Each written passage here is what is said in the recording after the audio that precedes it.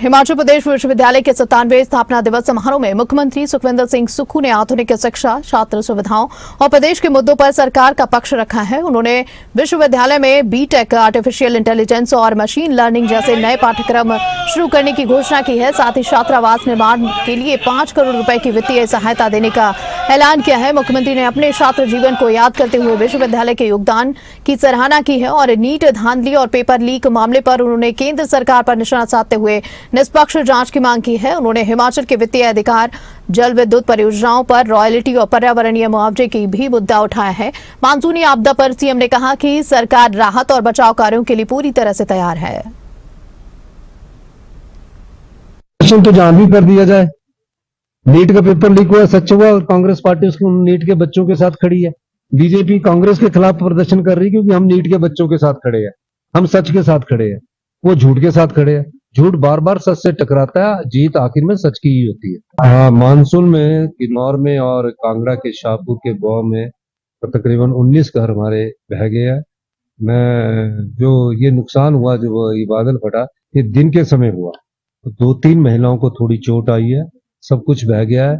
जैसे ही मौसम ठीक होता मैं उस क्षेत्र में जाऊंगा, वहां के लोगों से मिलूंगा और वहां के हालात का जायजा लूंगा।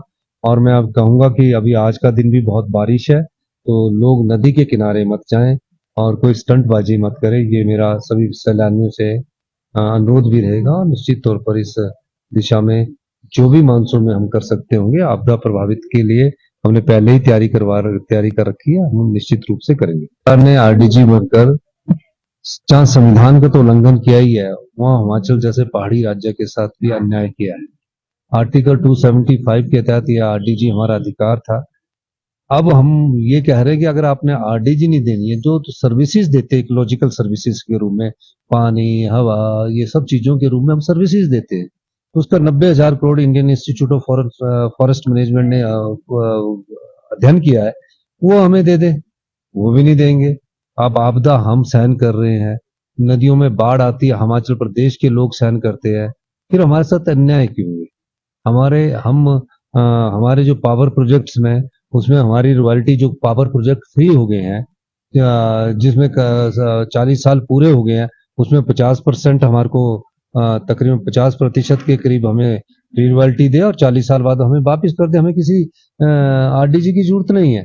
जो हमारे अधिकार है उसका तो शोषण करना है, और जो हमारे अधिकारों से आय हो रही है, जो हमारी संपदा से आय हो रही है, उस संपदा की आय का अंश देने में अगर केंद्र सरकार हमारे साथ अन्याय करती है, तो गीता में लिखा है कि अन्याय सहना भी पाप है। पेपर लीक जहां बीजेपी की सरकारें होती वहां क्यों होता है? हिमाचल प्रदेश में बीजेपी की सरकार थी, जयराम ठाकुर जी मुख्यमंत्री थे, सबऑर्डिनेट सिलेक्शन बोर्ड से पेपर लीक होते थे, पेपर बेचे जाते थे।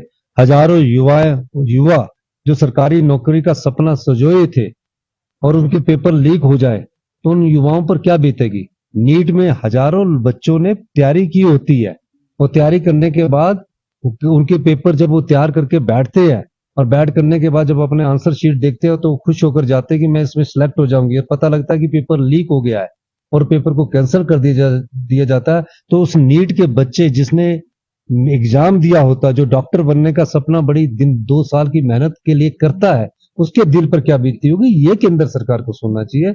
और हम 2 मुद्दों पर हम भारतीय जनता पार्टी से सवाल पूछते हैं कि राम मंदिर का चंदा वाले जो लोग हैं वो कौन लोग हैं, और जो नीट का पेपर लीक करने वाले हैं वो कौन लोग हैं, उनका पर्दाफाश होना चाहिए। हमारे यहाँ पेपर लीक हुआ, भारतीय जनता पार्टी ने तो नहीं किया इंक्वायरी, हमने सबऑर्डिनेट सिलेक्शन बोर्ड भंग कर दिया, और जो पेपर लीक करवाने वाले थे वो आज भी जेल की सलाखों के बीच में है। तो एक कर्तव्य और दायित्व राज्य का होता है जो उसको निर्वाह करना पड़ता है, उसमें अपना नहीं देखना पड़ता, उसमें ये देखना पड़ता है कि जो अन्याय हुआ है उसके खिलाफ हमें लड़ना है।